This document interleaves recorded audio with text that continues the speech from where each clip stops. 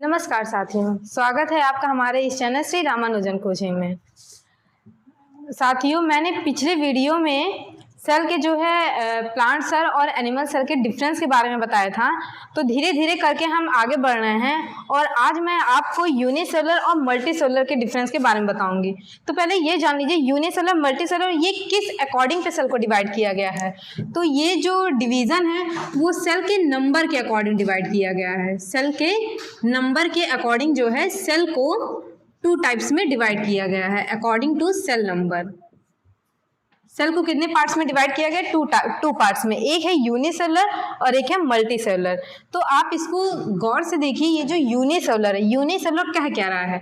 Unicellular को 2 types में divide किया गया, एक है यूनी और एक है सेलुलर। यूनी मीन्स होता है एक, यूनी मीन्स क्या होता है? यूनी मीन्स होता है 1 और सेलुलर मतलब आप जान ही रहे हैं सेल होता है।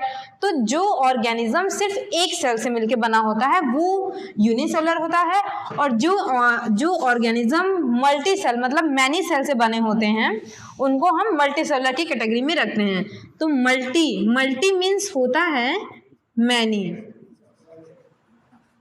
तो जो बहुत सारे सेल्स, जिस ऑर्गेनिज्म में बहुत सारे सेल्स पाए जाते हैं वो मल्टीसेलुलर की कैटेगरी में रखते हैं, और जो ऑर्गेनिज्म सिर्फ एक सेल का बना होता है उसे हम यूनिसेलुलर की कैटेगरी में रखते हैं। तो आइए धीरे धीरे हम करके इसके कुछ डिफरेंसेस देख लें।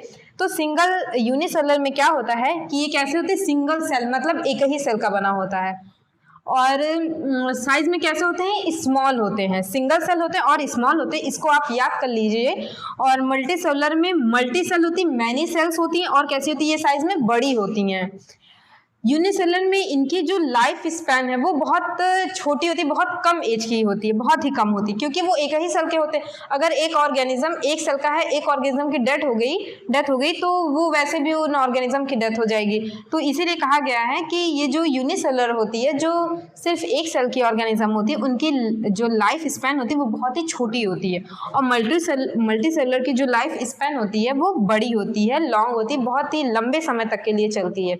जैसे कि आप हम ही लोगों को देख सकते हैं, हम लोग अपना एग्जाम्पल ले सकते हैं। जैसे हम लोग ह्यूमंस हैं, अगर हम लोग के अंदर कोई भी सेल अगर गड़बड़ हो जाता है तो वो सेल डेथ होती है, उसके बाद फिर से मतलब बन जाती है। हम लोग की डेथ नहीं होती, अगर एक सेल की डेथ होती है तो वो दोबारा बन जाती है, हम लोग तो नहीं जाते ना। तो इसीलिए जो हमारी लाइफ स्पैन है वो थोड़ी बड़ी होती है, और हम लोग के लिए बहुत सारी ड्रग्स दवाइयाँ भी हैं जो कि हम मतलब हो जाता है, काम बन जाता है, हम लोग जीवित रहते हैं। और जो यूनिसेलुलर होता है वो एक ही सेल होती है। अगर एक सेल गड़बड़ी हुई तो मतलब ऑर्गेनिज्म ही गया। तो तीसरा डिफरेंस देख लेते हैं कि हम इसको अपने नेकेड आई से नहीं देख सकते। नेकेड आई मतलब जैसे मैं आपको डायरेक्ट देख रही हूँ या आप मुझे डायरेक्ट देख रहे हैं, अपने आंखों से देख ले रहे हैं, लेकिन हम इस ऑर्गेनिज्म को नेकेड आई से नहीं देख सकते। हम इसको माइक्रोस्कोप से देख सकते हैं। किससे देख सकते हैं? माइक्रोस्कोप से देख सकते हैं। हम इसको माइक्रोस्कोप की हेल्प से ही देख सकते हैं। और जो मल्टीसेलुलर ऑर्गेनिज्म है इसे हम देख सकते हैं, मतलब अपनी आंखों से भी देख सकते हैं, क्योंकि ये साइज में बड़े होते हैं।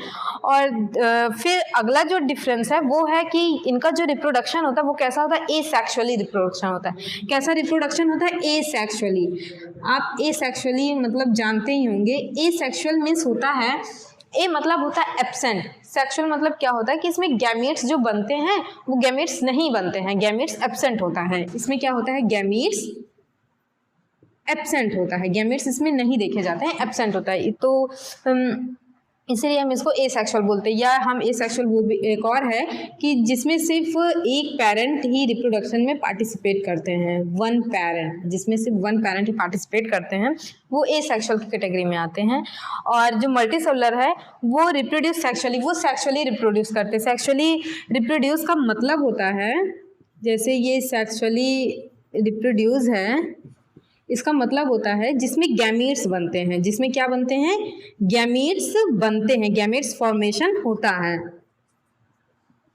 गैमीट्स फॉर्मेशन मतलब जैसे कि स्पर्म और ओवम बनते हैं, तो ये है गैमीट्स।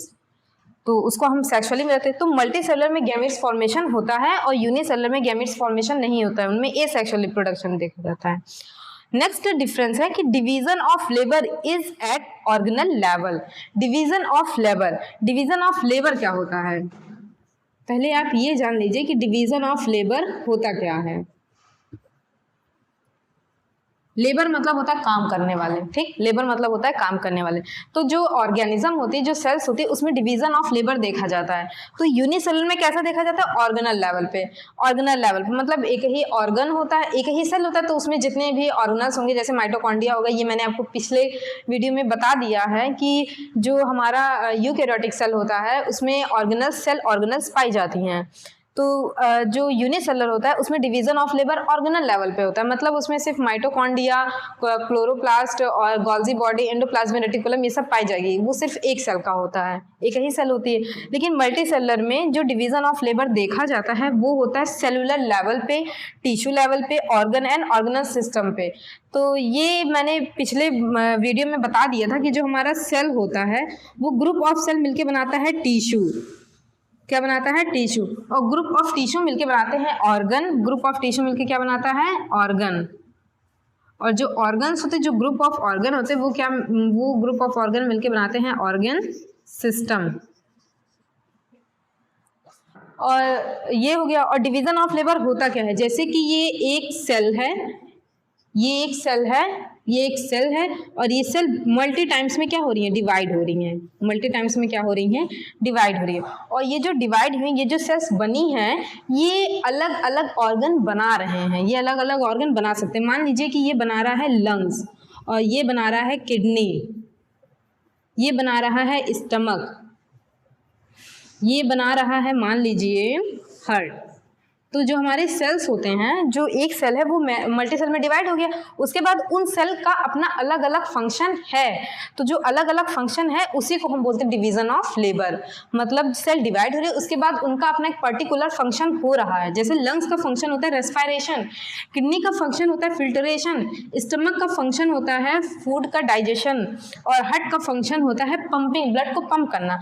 लेकिन जो यूनिसेलुलर ऑर्गेनिज्म होते हैं उसमें डिवीजन ऑफ लेबर नहीं देखा जाता है। मतलब जैसे ये मान लीजिए एक सेल है, ये मान लीजिए एक सेल है, इसमें अलग से या लंग्स, किडनी ये सब नहीं पाई जाएगी, उनके एक ही सेल में पूरा सिस्टम हो जाएगा। जितने भी फंक्शंस होते हैं बॉडी के, वो जितने भी ऑर्गेनिज्म के जितने फंक्शन होते हैं वो सिर्फ एक ही सेल में कंप्लीट हो जाएंगे। और लेकिन मल्टी सेलुलर ऑर्गेनिज्म में division of labour high level पे देखा जाता है।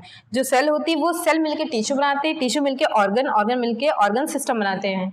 तो जैसे हम देख सकते हैं, हम लोग में जो है लंग्स पाया जाता है, लंग्स का काम होता है रेस्पिरेशन का। किडनी पाई जाती है, किडनी का काम होता है एक्सक्रीशन या फिल्टरेशन करने का। और जैसे बहुत सारे ऑर्गन्स हम लोग के बॉडी में, तो सबका अपना अलग अलग फंक्शन है ना। तो वही चीज़ ये कह रहा है, डिवीजन ऑफ लेबर वही चीज़ कहना चाह रहा है कि सेल डिवाइड होती है और उनका अपना फंक्शन फिक्स हो जाता है, क्या करना है। हम लोग जो बनते हैं वो एक ही सेल से तो बनते हैं, जाइगोट से तो बनना स्टार्ट होता है, लेकिन सेल कितने मल्टीपल टाइम में कितना डिवाइड होता है, और जब डिवाइड होता है तो उसका अपना अलग अलग फंक्शन भी हो जाता है। फिर नेक्स्ट है कि इसमें जो है include both prokaryote and eukaryote.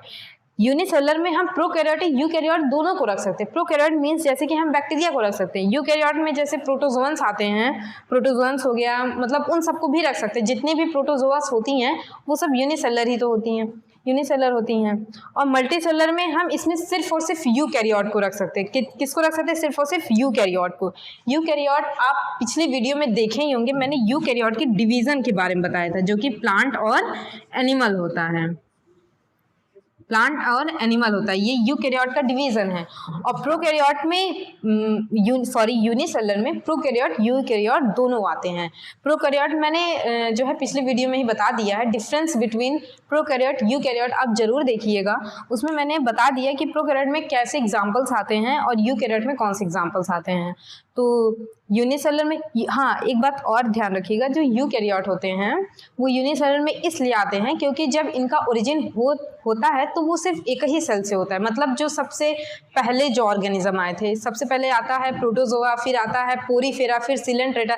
जिस तरीके से मतलब ऑर्गेनिज्म का इवोल्यूशन हुआ है ना, उसी तरीके से। तो जो सबसे छोटा है वो है प्रोटोजोआ। तो जितने भी प्रोटोजोआ होते हैं, आप चाहे देख लें यूग्लिना को, चाहे आप पैरामीशियम को देख लें, चाहे आप यूग्लिना को देख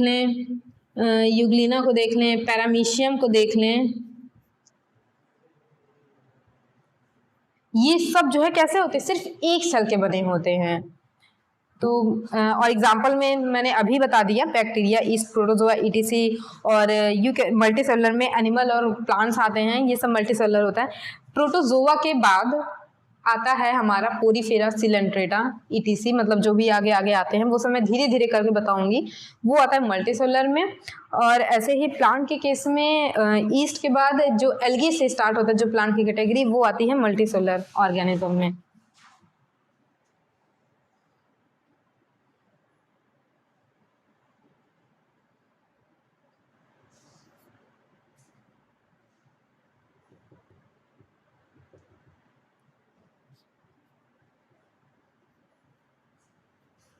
ये है बैक्टीरिया। कुछ प्रोटोजोआ जैसे होती है अमीबा,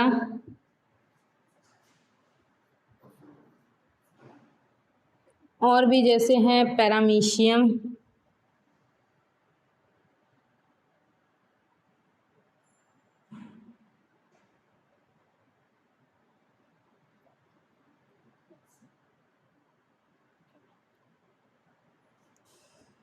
ये हैं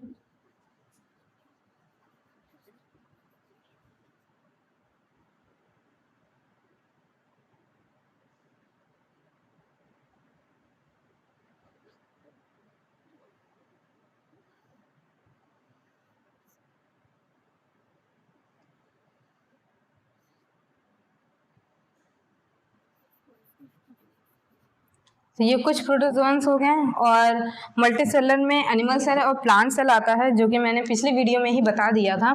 आज के लिए इतना ही। अगर आपको हमारा ये वीडियो पसंद आया हो तो इसको अपने दोस्तों के साथ शेयर करिए और हमारे चैनल को ज़रूर से ज़रूर सब्सक्राइब करिए और इस वीडियो को ज़रूर लाइक करिए। Thank you.